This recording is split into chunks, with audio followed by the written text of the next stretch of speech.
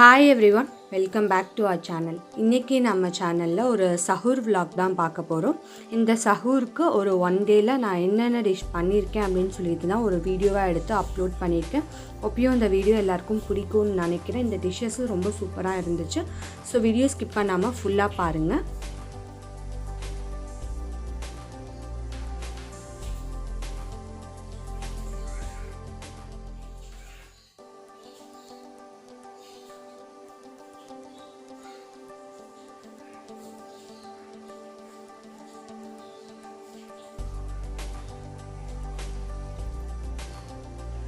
Before that நீங்கள் first time நம்ம channel பார்க்குறீங்கன்னா ப்ளீஸ் சப்ஸ்கிரைப் பண்ணிக்கோங்க. பக்கத்தில் இருக்க பெல் ஐக்கானையும் ப்ரெஸ் பண்ணிக்கோங்க. அப்போ தான் நான் இன்னொரு டைம் வீடியோ போட்டால் உங்களுக்கு நோட்டிஃபிகேஷன் வரும்.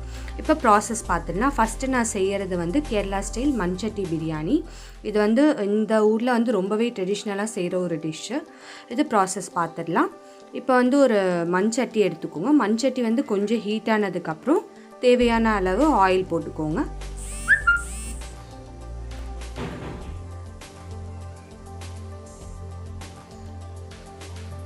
ஆயில் ஹீட் ஆனதுக்கப்புறம் நம்ம தேவையான அளவு கீ ஆட் பண்ணிக்கோங்க. நான் ஒரு கரெக்டாக ஒரு 100 கிராம்ஸ் ஆயிலும் 150 கிராம்ஸ் அளவுக்கு கீயும் ஆட் பண்ணியிருக்கேன். நான் 1/2 kg ரைஸ் தான் எடுத்திருக்கேன். 1/2 kg ரைஸ், 700 கிராம்ஸ் அளவு சிக்கன் எடுத்திருக்கேன்.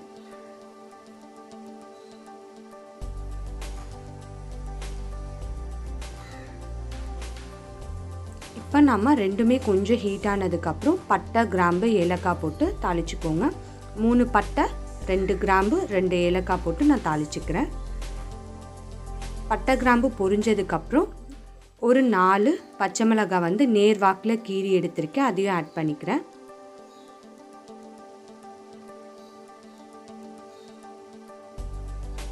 இப்போ நான் ஒரு 3 மீடியம் சைஸ் ஆனியன் வந்து ஸ்லைஸாக சாப் பண்ணியிருக்கேன். அதை ஆட் பண்ணிக்கிறேன். 1/2 kg ரைஸ் எடுத்ததுனால நான் 3 ஆனியன் எடுத்திருக்கேன். இப்போ வந்து பிரியாணிக்கு நம்ம ஆனியன் வந்து கோல்டன் ப்ரௌனில் ஆகணும். டிரான்ஸ்பரண்ட்டில் ஆகக்கூடாது. ஜஸ்ட்டு நம்மளுக்கு கோல்டன் ப்ரௌன் ஆகிற வரைக்கும் நம்ம வெயிட் பண்ணணும். தேவையான அளவு சால்ட் ஆட் பண்ணி ஒரு 15 மினிட்ஸ் வரைக்கும் மீடியம் ஃப்ளேமில் வச்சு குக் பண்ணிக்கோங்க. இப்போ நான் சால்ட் ஆட் பண்ணிக்கிறேன். இப்போ நமக்கு ஆனியன் வந்து நல்லா கோல்டன் ப்ரௌன் ஆகணும். ஸோ நம்ம வந்து ஒரு 15 மினிட்ஸ் கழித்து திரும்பவும் குக் பண்ணணும். ஒரு லிட் வச்சு க்ளோஸ் பண்ணிடுங்க.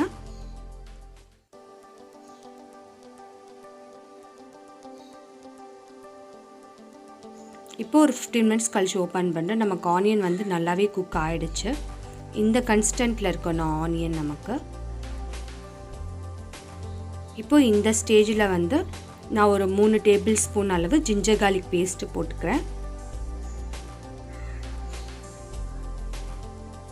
பிரியாணிக்கு வந்து நம்ம ஜிஞ்சர் கார்லிக் பேஸ்ட் வந்து கொஞ்சம் எக்ஸ்ட்ரா தான் போடணும். யூஸ்வலாக யூஸ் பண்ணுறதை விட பிரியாணிக்கு கொஞ்சம் எக்ஸ்ட்ரா போடணும். அதோட ஃப்ளேவர் வந்து நல்லா கிடைக்கும் நமக்கு அப்போ தான் பிரியாணியில்.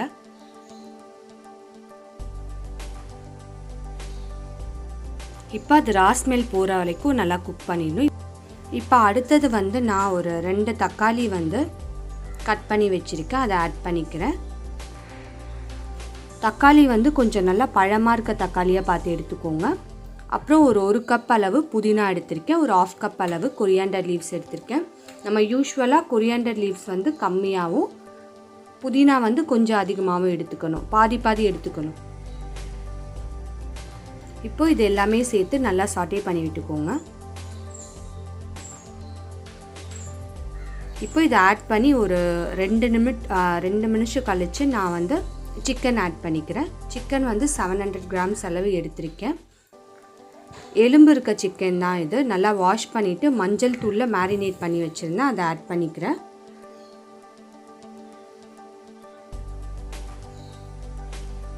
சிக்கன் ஆட் பண்ணிவிட்டு நல்லா சாட்டே பண்ணிக்கோங்க. நம்ம இதில் தண்ணி எதுவுமே சேர்க்க போகிறது கிடையாது, சிக்கனில் இருக்க தண்ணியிலேயே அது வேக போகுது.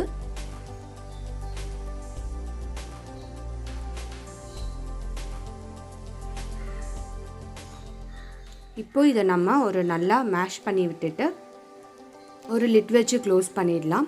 கரெக்டாக ஒரு 5 மினிட்ஸ் கழித்து நான் இதை ஓப்பன் பண்ண போகிறேன்.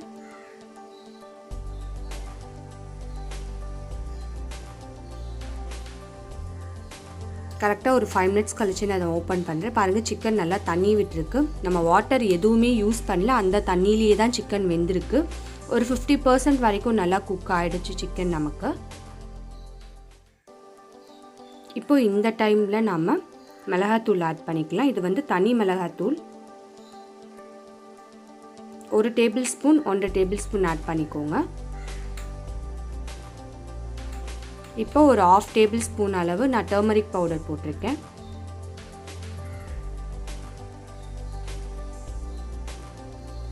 அப்புறமா ஒரு 2 டேபிள் ஸ்பூன் அளவுக்கு பிரியாணி மசாலா போட்டிருக்கேன்.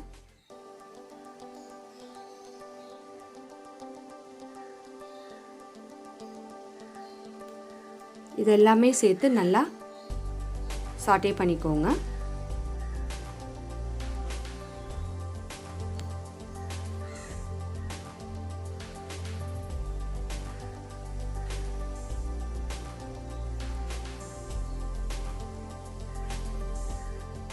நமக்கு மண் சட்டியில் செய்கிறதுனால கொஞ்சம் டிஃபிகல்ட்டாக இருக்கும், பட் டேஸ்ட் வைஸ் ரொம்ப சூப்பராக இருக்கும். நார்மல் பேனில் செய்கிறத விட மண் சட்டியில் ரொம்பவே நல்லா இருந்துச்சு. இதை நல்லா கிளறி விட்டுட்டு ஒரு 2 மினிட்ஸ் கழித்து நான் ஒரு 1/2 லெமன் மட்டும் ஸ்க்வீஸ் பண்ணிக்க போகிறேன்.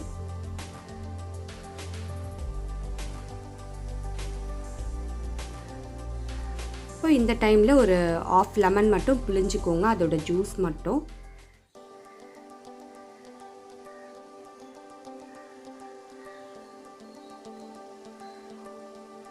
லெமன் பிழிஞ்சதுக்கப்புறம் நான் ஒரு 1/2 கப் புளிப்பு இல்லாத தயிர் ஊற்றிக்கிறேன். தயிர் வந்து நமக்கு வந்து புளிப்பாக இருக்கக்கூடாது, க்ரீமியாக இருக்கணும். ஸோ அந்த மாதிரி பார்த்து எடுத்துக்கோங்க. 1/2 கப் தயிர் ஊற்றிட்டு நல்லா மிக்ஸ் பண்ணிக்கிறேன்.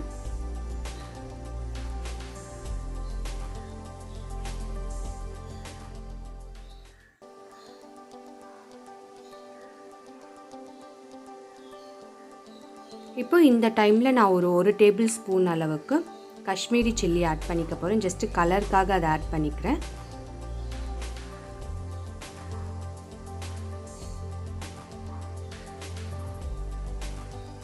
நமக்கு சிக்கன்லாம் தண்ணி நல்லா விட்டுருக்கு, நம்ம தண்ணி எதுவுமே ஊற்றலை. அதில் இருக்க தண்ணி, கர்டில் இருக்க வாட்டர் எல்லாமே சேர்த்து சிக்கன் வந்து நம்மளுக்கு வந்து ஒரு 75% வரைக்கும் நல்லா குக் ஆகிடுச்சு. ஒரு 5 மினிட்ஸ் வந்து மீடியம் ஃப்ளேமில் வச்சு நல்லா குக் பண்ணிக்கோங்க. இன்னும் கொஞ்சம் இந்த கிரேவி வந்து நல்லா ட்ரை ஆகணும். அதுக்குள்ளே நம்ம வந்து ரைஸை வந்து நல்லா ட்ரை பண்ணிடலாம். ரைஸ் வந்து நமக்கு 90% வரைக்கும் குக் ஆகணும். ஸோ அதை நம்ம குக் பண்ணி நான் தனியாக எடுத்து வச்சுட்டேன்.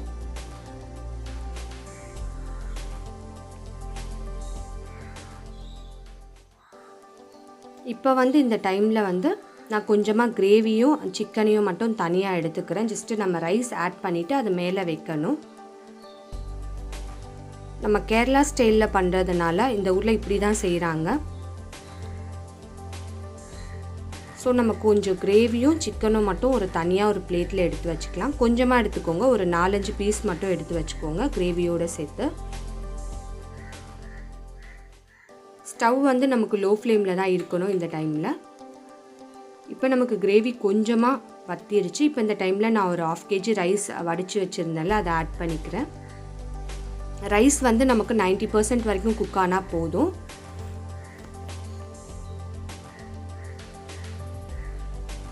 இன்னும் கொஞ்சம் ரைஸ் ஆட் பண்ணி நல்லா செப்பரேட் பண்ணி விட்டுக்கோங்க.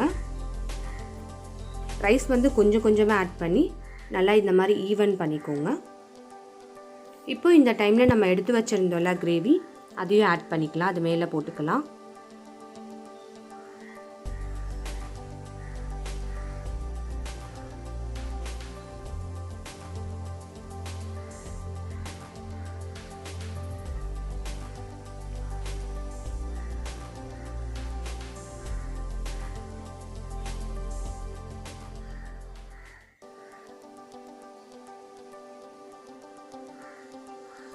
ஒரு பீஸாக போட்டுக்கோங்க சிக்கனை.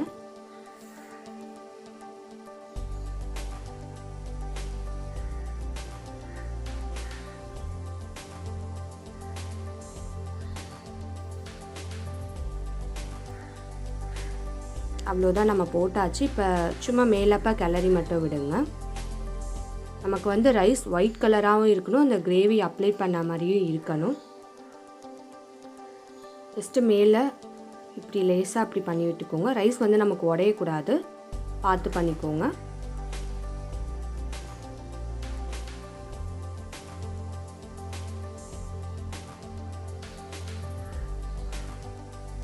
இப்போ மேலே நம்ம ரைஸ் கிளறினதுக்கப்புறம் ஒரு 2 டேபிள் ஸ்பூன் கீ ஆட் பண்ணிக்கோங்க.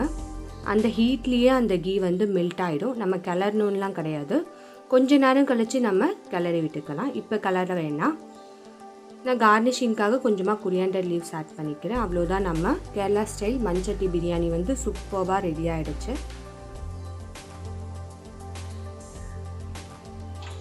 பாருங்கள் எவ்வளோ சூப்பராக இருக்குது, பார்க்குறதுக்கும் டேஸ்ட்டும் அவ்வளோ சூப்பராக இருந்துச்சு. இதை வந்து ஒரு பிளேட்டில் மாற்றிட்டு உங்களுக்கு காமிக்கிறேன். பிளேட்டில் மாற்றியாச்சு. கேரளாவில் எக்ஸாக்ட் இதே மாதிரி தான் இருக்கும் பிரியாணி. பட் வந்து கொஞ்சம் ரைசன்ஸ் போட்டிருப்பாங்க ஒரு ஸ்வீட்னஸ்க்காக. நமக்கு அந்த ஸ்வீட்னஸ் வேண்டாம் அப்படின்னு நினச்சேன்னா நம்ம ஸ்கிப் பண்ணிக்கலாம். நான் ஸ்வீட்னஸ் போடலை, அதில் ரைசன்ஸ் ஆட் பண்ணலை. அதாவது ரொம்பவே நல்லா இருந்துச்சு, கண்டிப்பாக ட்ரை பண்ணுங்கள்.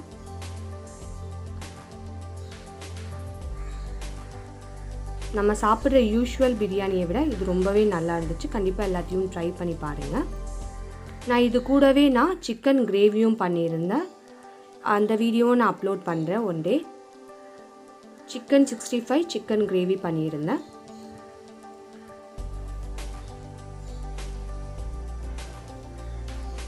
கண்டிப்பாக இந்த ரெசிபிஸ் எல்லாம் உங்களுக்கு பிடிக்கும்னு நினைக்கிறேன். ரெசிபி பிடிச்சிருந்தால் லைக் பண்ணுங்கள், ஷேர் பண்ணுங்கள், சப்ஸ்கிரைப் பண்ணுங்கள். ப்ளீஸ் இவ்வளோ நேரம் இந்த வீடியோ பார்த்ததுக்கு ரொம்பவே தேங்க்ஸ். நீங்கள் ஃபர்ஸ்ட் டைம் நம்ம சேனல் பார்க்குறீங்கன்னா ப்ளீஸ் சப்ஸ்கிரைப் பண்ணுங்கள். Thank you for watching.